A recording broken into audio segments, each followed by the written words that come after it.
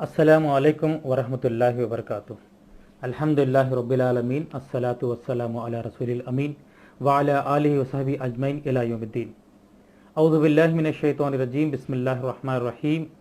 अल यौमा अकमलतु लकुम दीनकुम व अतममतु अलैकुम निअमती व रदीतु लकुमुल इस्लाम दीना। व क़ाला रसूलुल्लाहि सल्लल्लाहु अलैहि वसल्लम, ज़ाक़ तअमल ईमान मन रदिया बिल्लाहि रब्बन व बिल इस्लाम दीमन वबी मुहम्मदिन रसूलन सल्लल्लाहु अलैहि वसल्लम। एसआईओ ऑनलाइन क्लासेस के इस ज़िमन में मुझे इस किताब का खुलासा पेश करने को कहा गया है। इस किताब का नाम दीनियात है, इस्लाम की जामे मुख्तसर और आम फहम तशरीह। रिसाले दीनियात के नाम से भी ये किताब मशहूर है। इसके मुसन्निफ़ बानी तहरीक इस्लामी मौलाना मरहूम सैयद अबुल आला मौदूदी रहमतुल्लाह अलैह हैं। इस किताब की अहमियत ये है कि बिलखुसूस ये किताब तलबा और नौजवानों के लिए लिखी गई है और उन तालीम याफ्ता लोगों के लिए जो नुसूस का इनकार करते हैं और अक़ल की बुनियाद पर और लॉजिक की बुनियाद पर, मंतिक़ की बुनियाद पर दीन को समझना चाहते हैं। इस किताब की बहुत सारी ज़ुबानों में इसका तर्जुमा हुआ। पूरे आलम दुनिया में इस्लामी स्कूल और कॉलेजेस में ये ज़ेर तालीम है, सिलेबस में है। और इस किताब को जादुई छड़ी भी कहा जाता है। यूरोप और एशिया में, बल्कि अफ्रीका में भी दुनिया में सबसे ज़्यादा जो क़बूल इस्लाम हुए हैं अल्हम्दुलिल्लाह ये इस किताब के मुताले के बाद है। इंग्लिश में टुवर्ड्स अंडरस्टैंडिंग इस्लाम के नाम से मशहूर है। इस वक्त दुनिया के जो दाई हैं उन सब के लिए यही किताब कारगर थी और हिंदुस्तान में भी बड़ी मशहूर किताब है। तेलुगु में ईदिए इस्लाम के नाम से ये किताब जानी जाती है। मोहतरम हज़रात, अज़ीज़ नौजवान साथियों, मुझे कम से कम वक्त में इस किताब का पूरा खुलासा मुझे पेश करना है। इस किताब में 7 सब्जेक्ट्स हैं, 7 मज़ामीन हैं। इस्लाम के नाम से, ईमान और इताअत के नाम से, नबूवत के नाम से, ईमान मुफस्सल, इबादत, दीन और शरीयत, और आखिरी मज़मून शरीयत के अहकाम। बड़ी दिलचस्प किताब है और बड़े मुदल्लल अंदाज में और बड़े इंटरेस्टिंग तरीक़े से इस्लाम के इन मज़ामीन को मौलाना मौदूदी रहमतुल्लाह अलैह ने समझाया है। बिलखुसूस तलबा और नौजवानों के लिए बड़ी दिलचस्पी का मौजू है। इस्लाम को समझने के लिए और इस्लाम के मज़ामीन को समझने और उसके गहराई को पहुँचने में बड़ी कारगर और मुआविनी किताब साबित होगी। असल में इस किताब का मरकज़ी मौजू ये है, इस्लाम क्या है, इस्लाम आपसे क्या चाहता है और इस्लाम क्यों चाहता है। ये बड़ा मरकज़ी मौजू है इसका। लफ्ज़ इस्लाम का तारुफ मौलाना मौदूदी रहमतुल्लाह ने इस किताब में जो किया है वो बिल्कुल नादिर है, बिल्कुल नादिर है। और ये चीज़ जब कोई गैर मुस्लिम पढ़ता है तो वहाँ उसकी नज़र यहीं पर रुक जाती है और वह गौर फ़िक्र में मुब्तला हो जाता है। मौलाना मौदूदी रहमतुल्लाह अलैह ने इस्लाम का जो माना बतलाया है, असल बात यह है कि लफ्ज़ इस्लाम ये अरबी वर्ड है जिसके माने इताअत, अपने आप को सरेंडर करना, ओबीडियंस दिखाना, इताअत करना, फरमाबरदारी करने के नाम के माने में है। इस्लाम को दीगर मज़ाहिब से कंपेयर करते हुए मौलाना मौदूदी ने बताया कि दुनिया के जितने भी मज़ाहिब हैं वो किसी शख्स के नाम से हैं या किसी कौम के नाम से जाने जाते हैं। ईसाइयत हज़रत ईसा अलैहिस्सलाम, यहूदियत यहूदा, बुद्ध मत गौतम बुद्ध के नाम से, जैन मत और हिंदुइज़्म एक इलाक़ा या कौम के नाम से मंसूब है। लेकिन इस्लाम की निस्बत किसी भी शख्स से नहीं है, किसी भी ज़ात से नहीं है और किसी ज़माने और किसी इलाक़े से नहीं है। इस्लाम अल्लाह का दीन है, अल्लाह का नाजिल करता दीन है। इस्लाम ज़िंदगी गुजारने, वे ऑफ लाइफ, ज़िंदगी गुजारने का नाम है।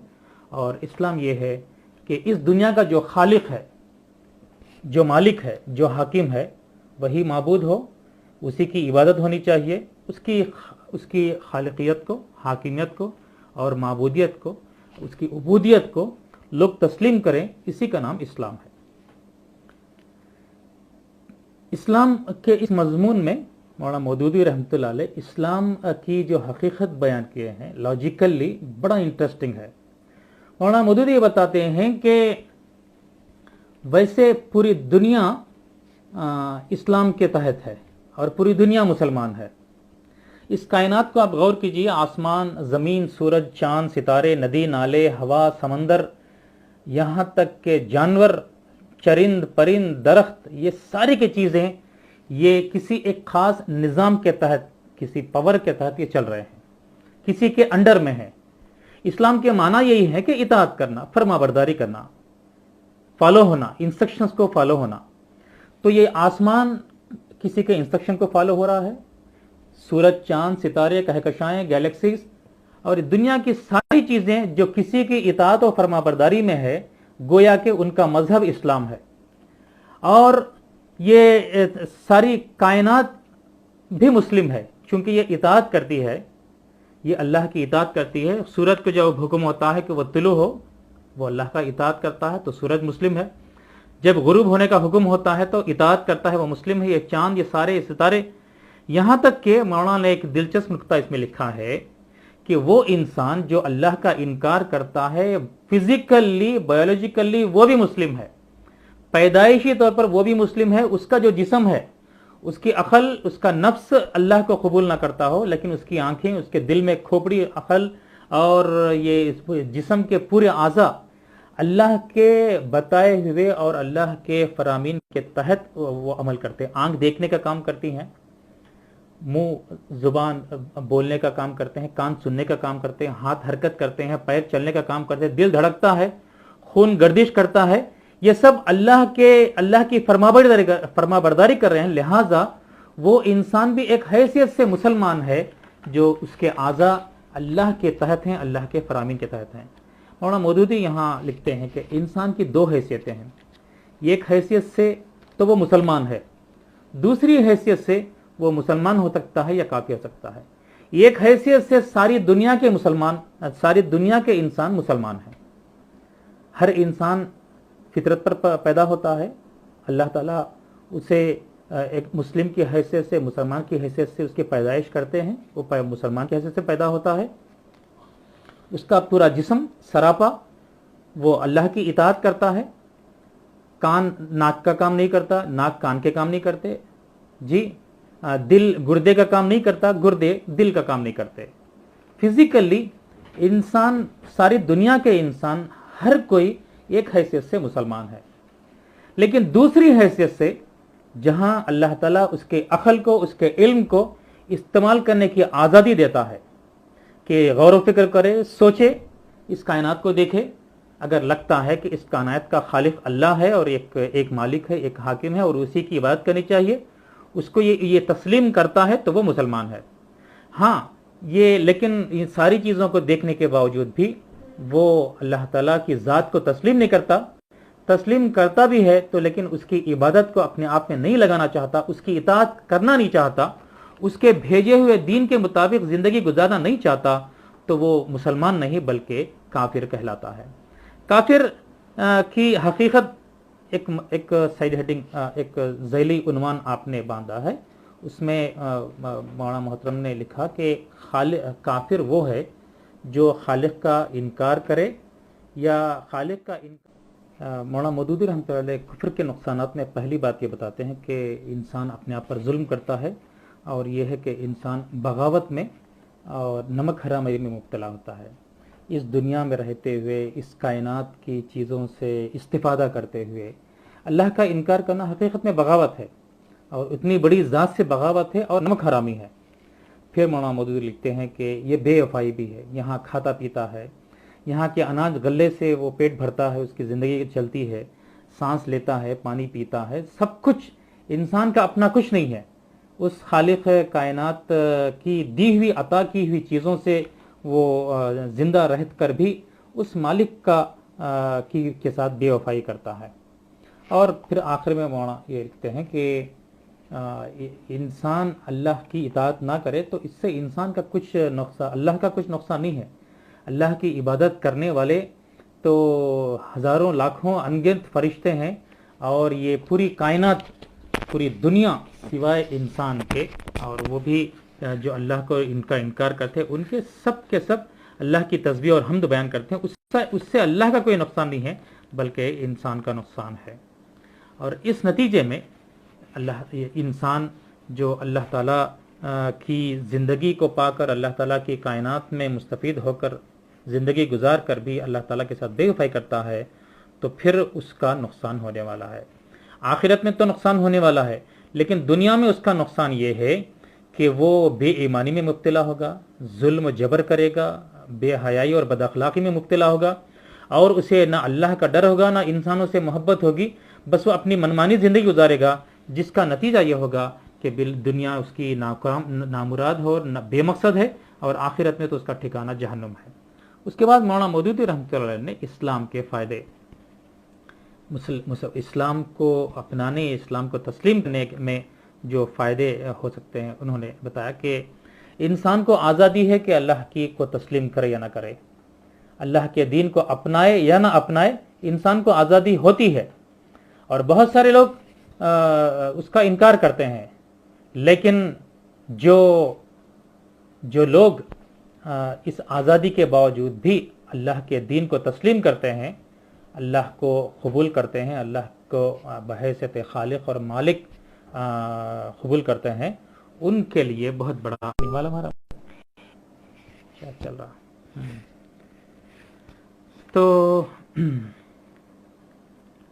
तो इस्लाम के फ़वाइद में से एक फ़ायदा मौलाना मौदूदी रहमतुल्लाह अलैह बता रहे हैं कि जैसे आज़ादी होने के बावजूद भी, जैसे एक तालिब इल्म, एक स्टूडेंट को इम्तिहान का पेपर दिया जाता है, उसे आज़ादी है कुछ भी लिखे, कुछ भी लिख सकता है, खुद मुख्तार है, लेकिन सही जवाब लिखता है तो वो उसको अच्छे नंबर मिलते हैं और वो कामयाब होता है। इसी तरह से अल्लाह ताला इल्म और अक़ल सबको देता है, लेकिन इल्म और अक़ल का सही इस्तेमाल करने के बाद जो अल्लाह को मानते हैं, पहचानते हैं और उसके बताए हुए रास्ते पर जम जाते हैं, उन्हीं को कामयाबी मिलती है, और उसका इनकार करने वालों को कामयाबी नहीं मिलती है।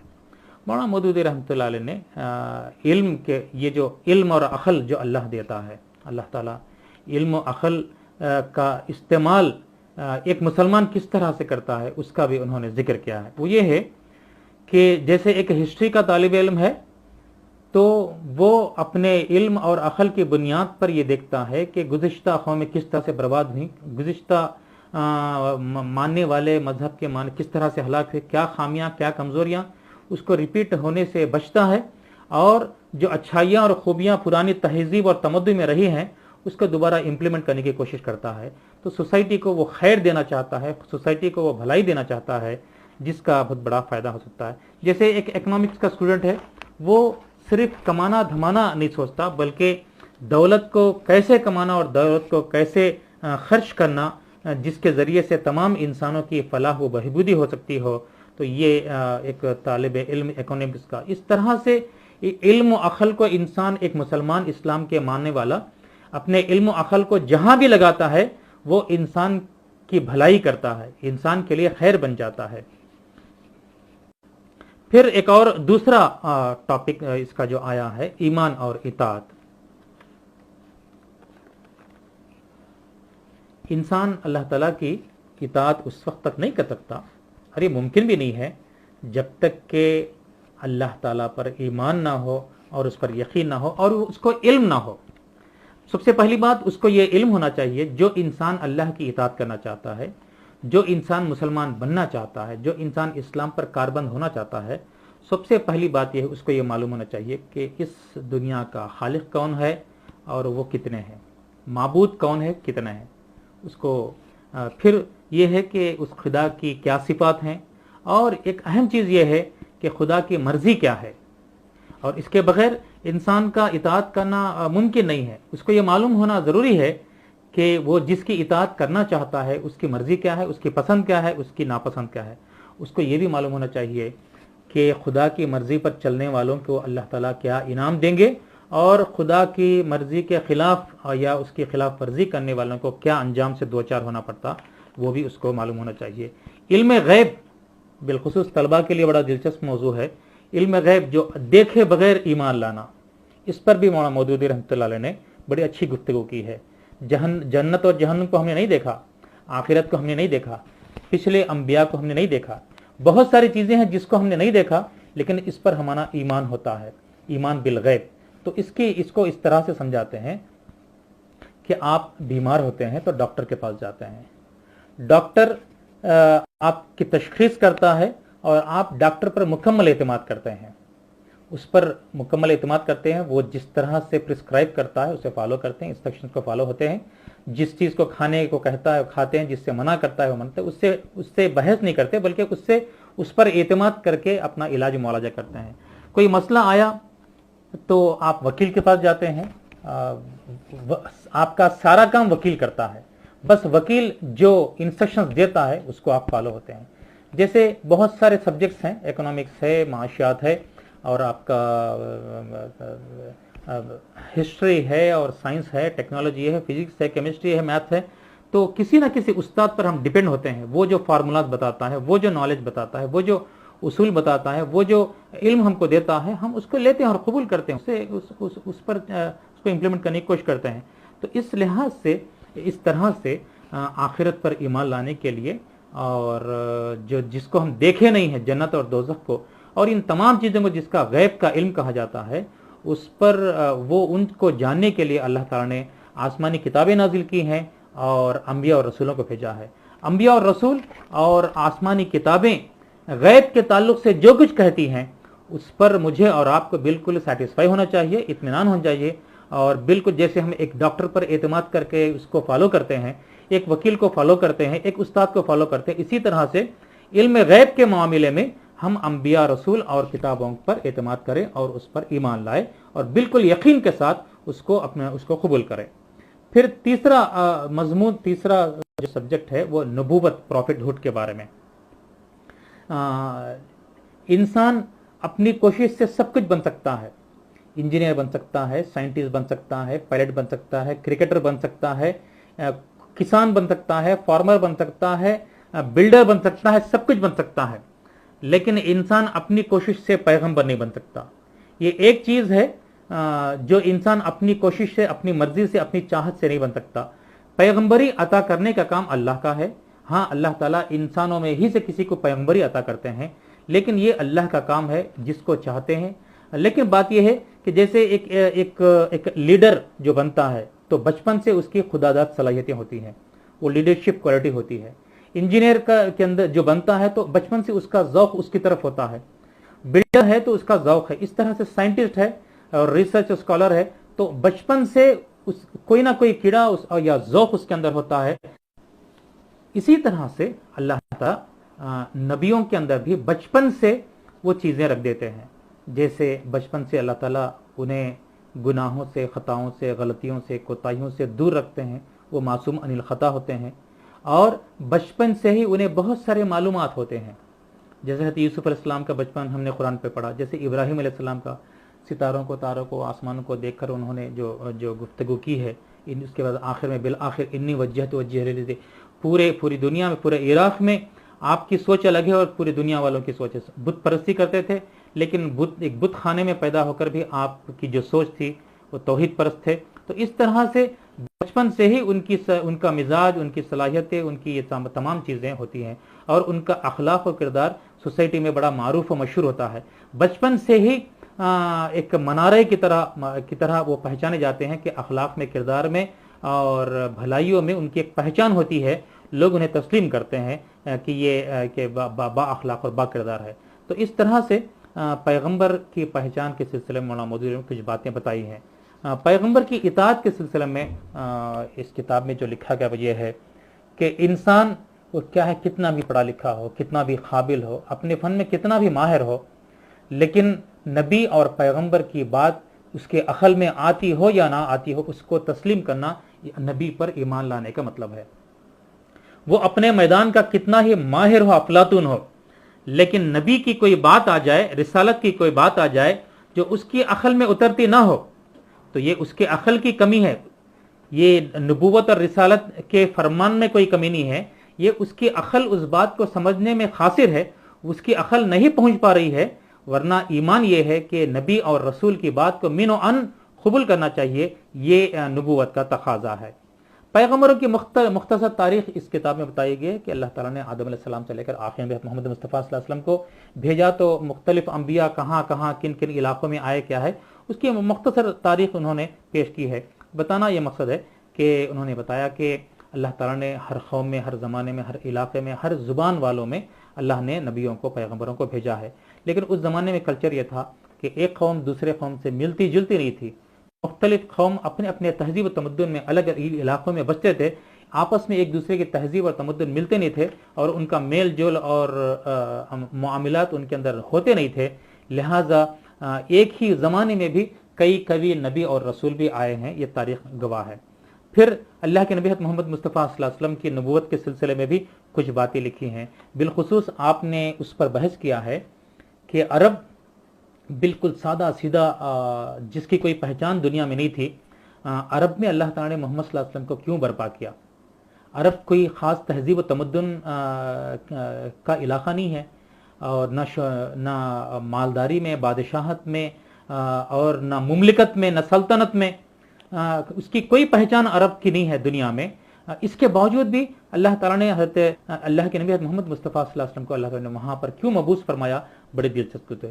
عرب اتنے بدو ہونے کے باوجود بھی، اتنے سادہ ہونے کے باوجود بھی، اور پورے گناہوں میں ملوث ہونے کے باوجود بھی، ان کے اندر وہ کون سی خوبیاں تھیں جس کے ذریعے سے اللہ تعالیٰ نے انہیں نبی کے پیرو بنایا اور نبوت کو وہاں سے برپا کیا اور ساری دنیا میں اسلام کو پھیلایا گیا۔ بڑے دلچسپ گفتگو اس کتاب میں بتائی گئی ہے۔ پھر اللہ کے نبی صلی اللہ علیہ وسلم کے نبوت کے دلائل پیش کیے گئے ہیں۔ پھر آخر میں ختم نبوت کا نظریہ پیش کیا گیا ہے۔ ختم نبوت کیا ہے؟ ختم نبوت یہ ہے کہ اللہ تعالیٰ نے ہر زمانے میں، ہر علاقے میں اللہ تعالیٰ نے نبی کو بھیجا، نبی کا تسلسل رہا، ایک نبی آئے، پھر نبی کے جانے کے بعد چند عرصے کے بعد دوسرے نبی آئے، ایک نبی کے بعد دوسرے نبی کا آنا اس لیے ہوا کہ جب جو نبی آئے لوگوں نے اس نبی کے یا اس نبی کی لائی ہوئی وحی میں گڑمڑ کیا، خلط ملط کیا، کرپٹ کیا، اس طرح سے شریعت کو وہ بدلنے کی کوشش کرتے رہے۔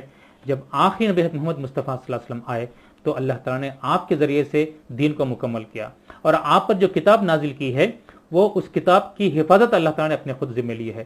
اس سے پہلے کے انبیاء اور نبی کریم صلی اللہ علیہ وسلم کی نبوت میں بڑا فرق یہ ہے کہ جتنے بھی انبیاء اور رسول اس سے پہلے آئے وہ کسی علاقے کے لیے تھے، کسی زمانے کے لیے تھے، کسی خطے کے لیے تھے، لیکن اللہ کے نبی صلی اللہ علیہ وسلم سارے جہاں والوں کے لیے ہے، سارے زبان والوں کے لیے ہے، سارے زمان والوں کے لیے ہے، اور آخری جو کتاب ہے قرآن مجید وہ ساری دنیا کے لیے ہے۔ اس سے پہلے کی جو کتابیں آئی تھی وہ ان زبانوں میں تھی اور وہ زبانیں ختم، خود اصل زبانیں ختم ہوئی، وہ کتابیں بھی موجود نہیں ہیں، اور اس زمانے کے حد تک وہ کتابیں تھیں، وہ شریعت تھی۔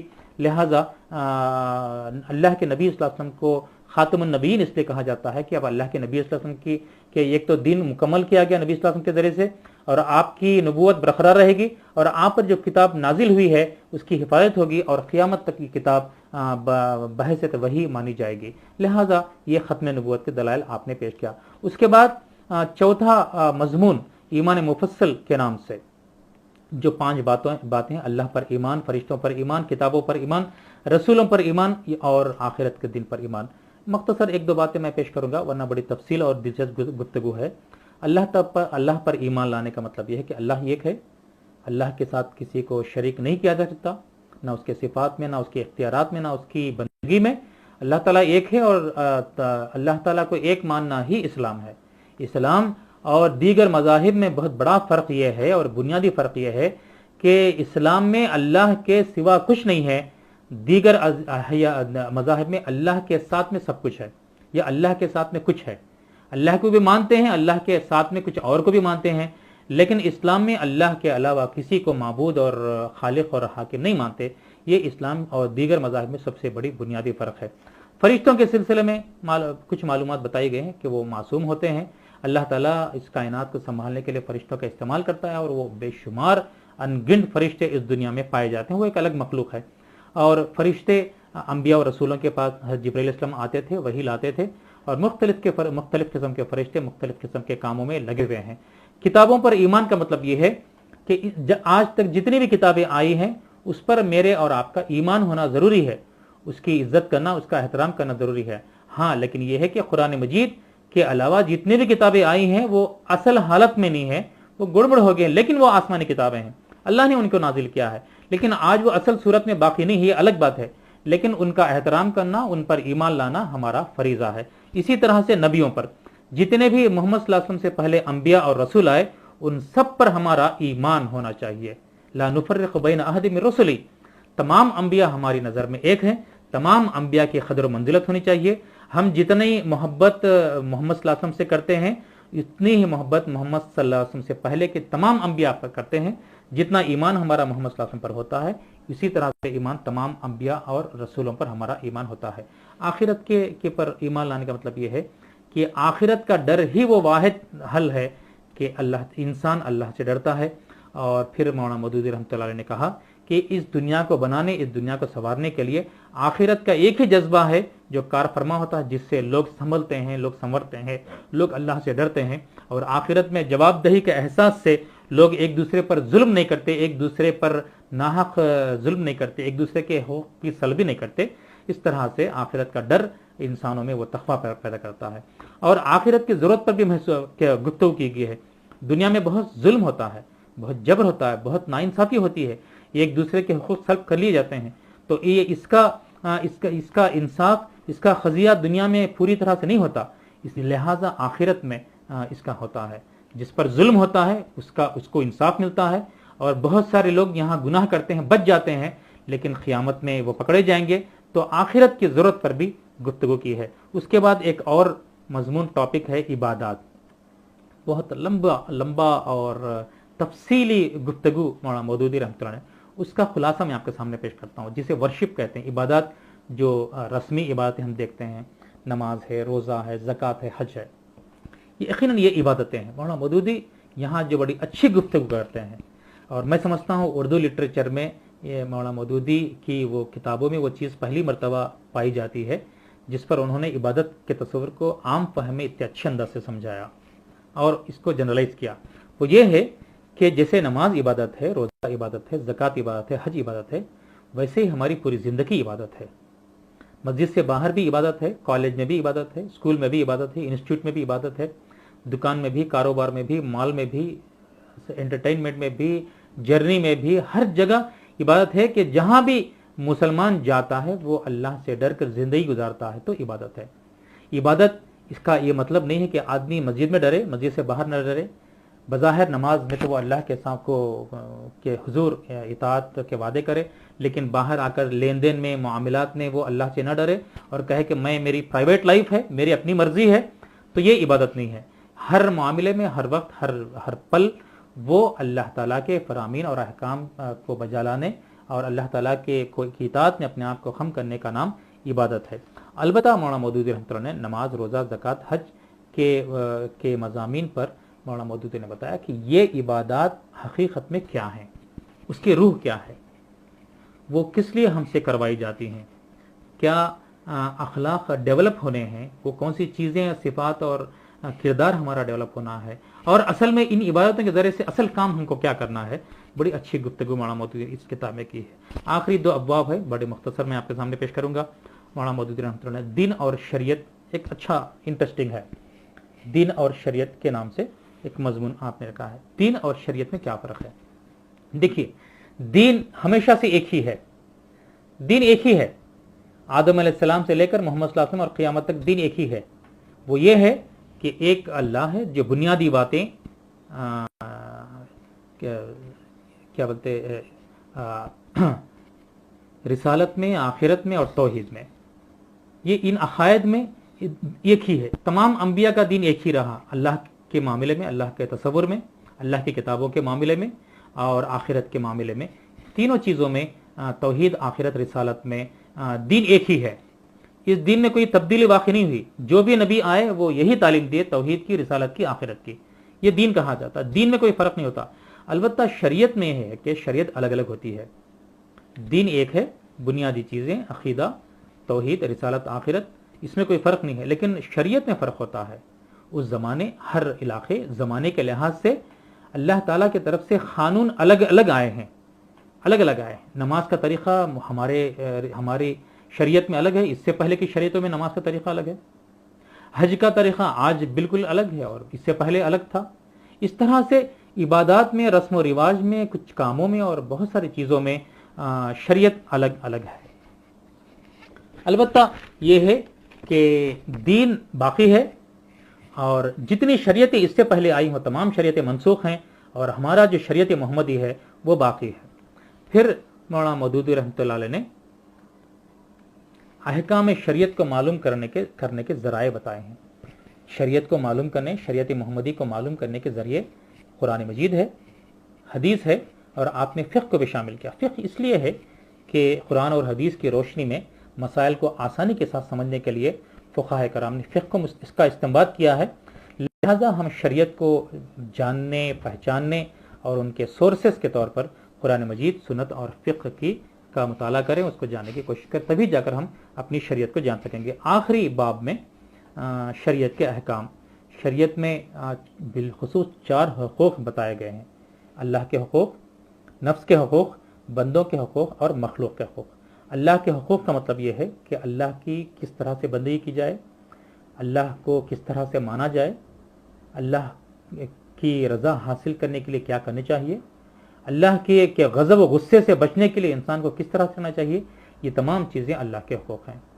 نفس کے حقوق کا مطلب یہ ہے کہ مادی اور روحانی انسان کے حقوق، انسان اپنے جسم کی کس طرح سے حفاظت کرے اور اس کی روحانی تربیت کس طرح سے ہو، اسپریچول تربیت اس کی کس طرح سے ہو، اس کی اسلامی تربیت کس طرح سے ہو، یہ نفس کے حقوق ہیں۔